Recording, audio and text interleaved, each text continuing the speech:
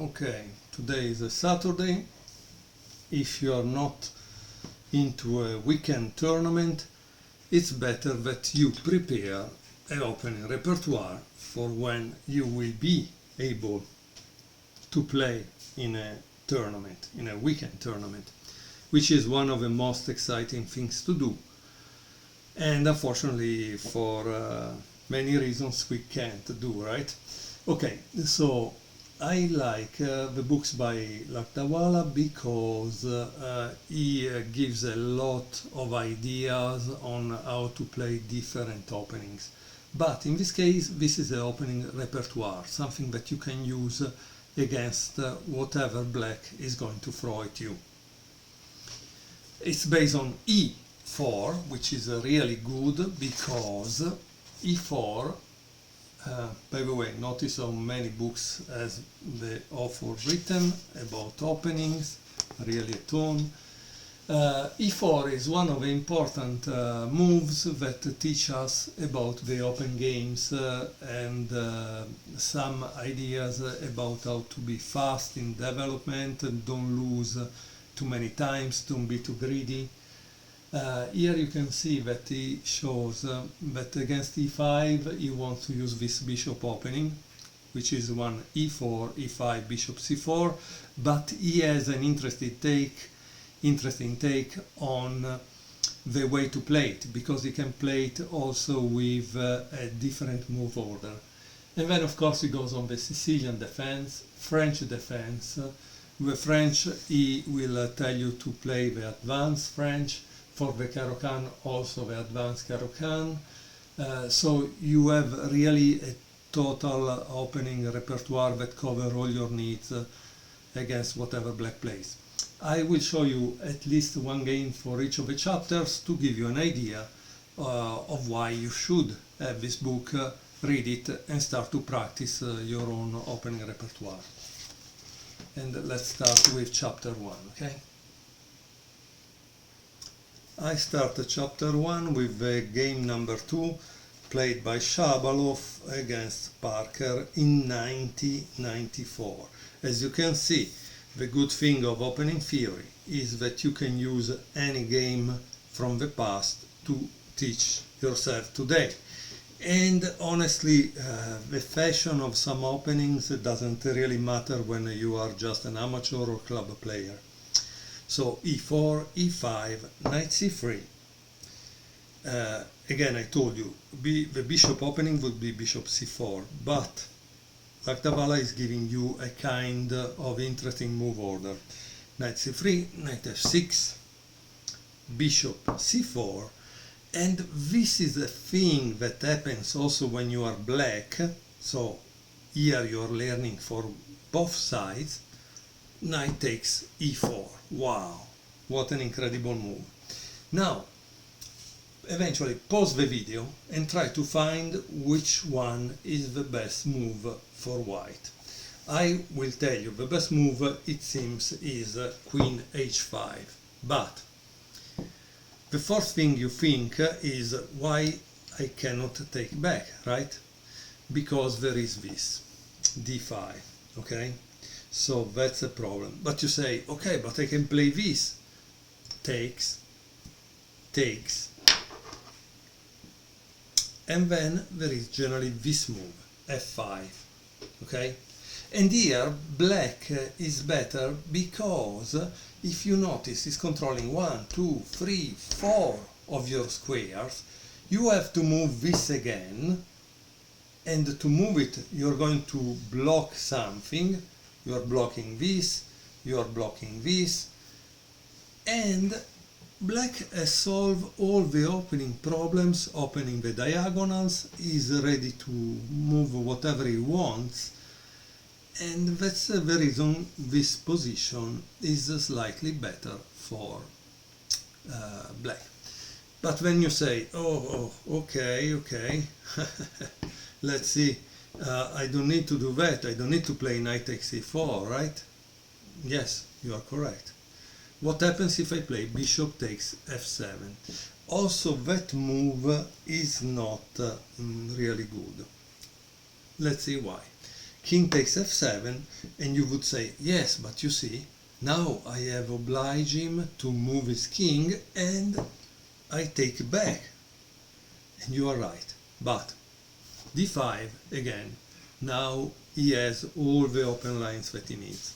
And you say, ha ha ha, yeah, but now I can play queen f3, right? Yes and no, because I play king g8. And then here you can become a little tricky. You can become tricky because you say, aha, see, do this if you can, no? Can you take that knight? Can you? Pause the video and see if you can take this knight or not, okay?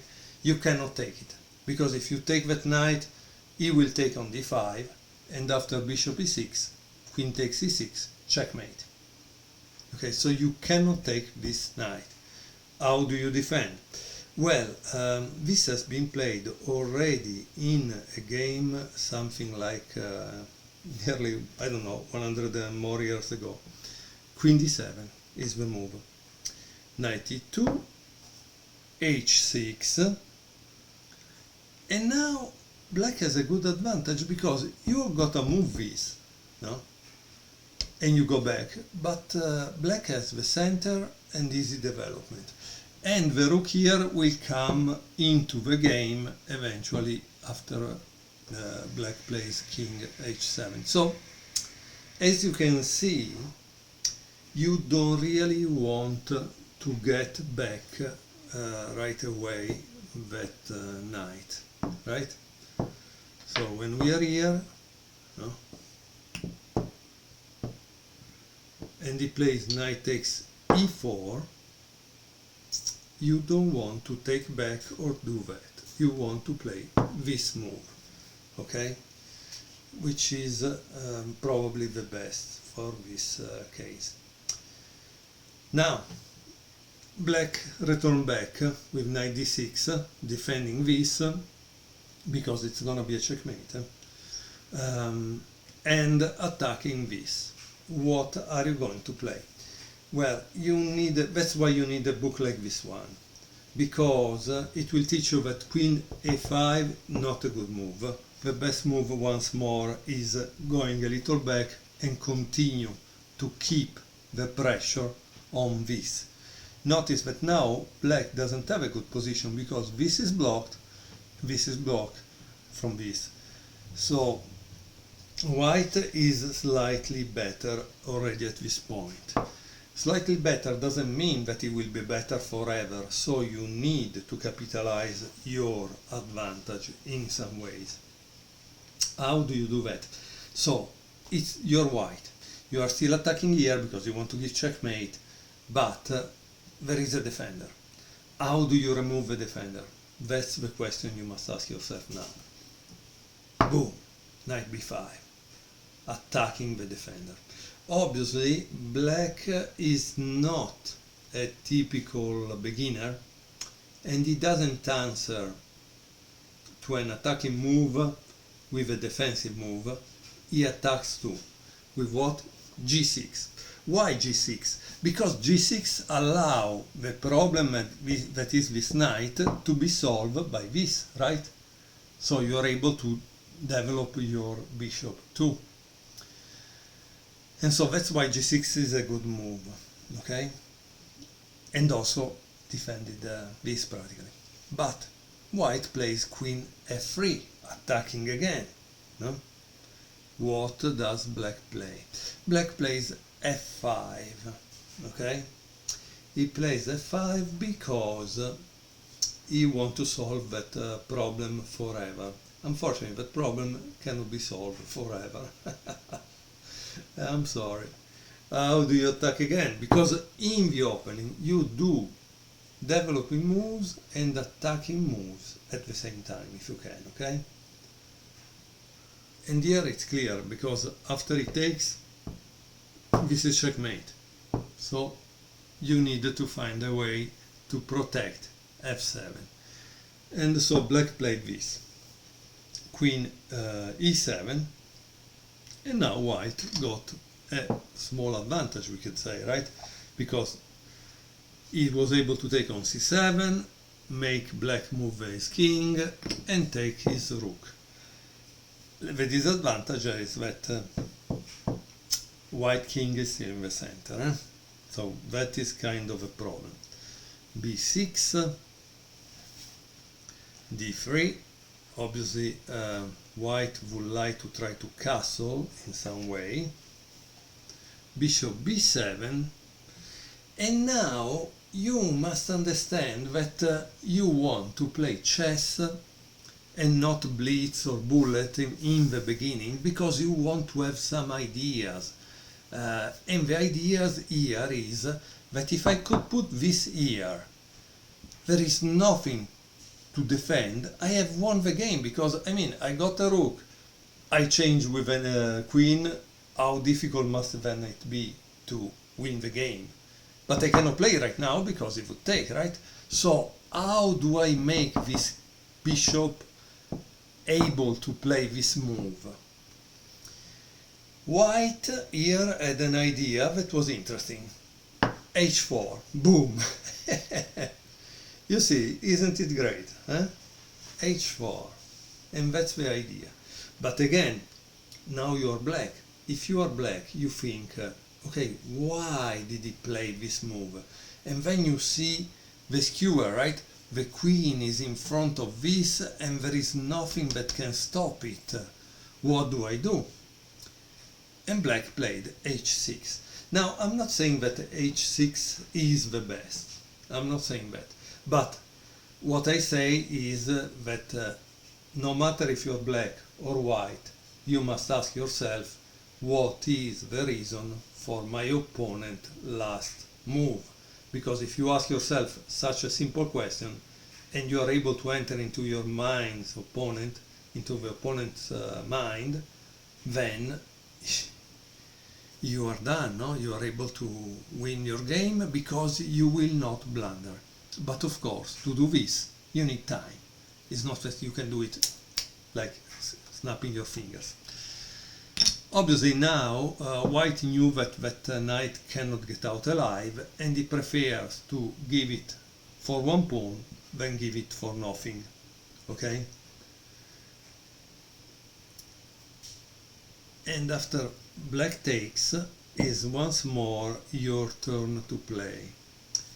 And now as white you do have a problem, right? Because this bishop is protected by this, and if this move, okay, so also white has some problems to solve. I'm not saying that white is perfect. Okay, so white played queen f3, bishop g7, and now queen h3. So you understand that queen f3 is good, because also if black plays knight b4 or knight d4, he can move the queen there. Okay, e4, this is a very good move because he opens the diagonal and he attacks the king in the center, because this is what the open games are teaching you, and that's why you need to play e4 in the beginning of your chess career. Knight e2, he takes d3. Now, this is what happens all the time in a chess game.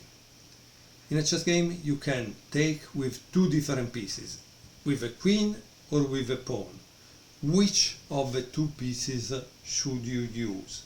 Okay? In this case, the right move was queen takes d3, but Shabalov, that however is a grandmaster, it's not, we are not talking of someone who doesn't know how to play chess, because Shabalov is someone that definitely knows how to play chess. He's a great grandmaster, a career in chess. He does that 24 hours a day. Unfortunately, he took with a pawn. And now black has a full compensation for the material that he gave, because in chess sometimes you need to have control of the center. In this case black has total control of d4. It wouldn't have been so with this one. But honestly, don't believe me, buy the book and see the line that Lakdawala put. Generally the line is made by a computer, so I do believe that the computer is a little better than us human being, okay? With that said, luckily also black mistake, because you must understand in chess it's played against humans and humans blunder all the time. So don't worry, continue to play, be happy. Rook e8. Also this is wrong, because obviously this was the move to play, okay?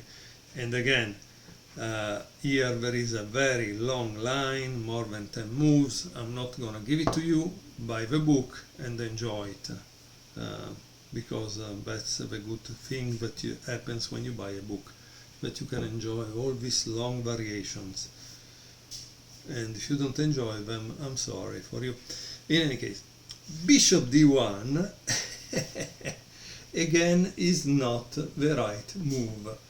The right move was queen e3. So as you can see, both this player, we are just a move 17. They have played the opening very well at grandmaster level, we could say, and then the middle game start to become murky. So everybody plays the opening like a grandmaster, the middle game like a club player, and the end game like a beginner that has just learned the game 2 days before. Obviously this kind of saying is true only for us human beings. For the god, aka Magnus Carlsen, is not true, because he plays the opening, the middle game and the end game all at grandmaster level. Okay, let's move on. After bishop d1, again, black should play this, right? But black is very kind to his opponent. He loves his opponent and he plays f4, but is not the right move. Why?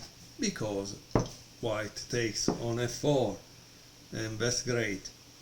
Then black plays knight f5 and white plays castle, finally taking that king out of the center. That's all he wanted to do.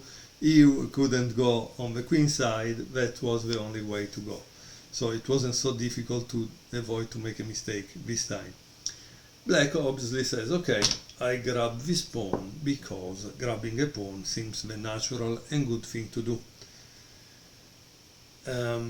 Now, queen e3 was still the strongest move, but white played knight c3 because he wanted to be friendly to his opponent.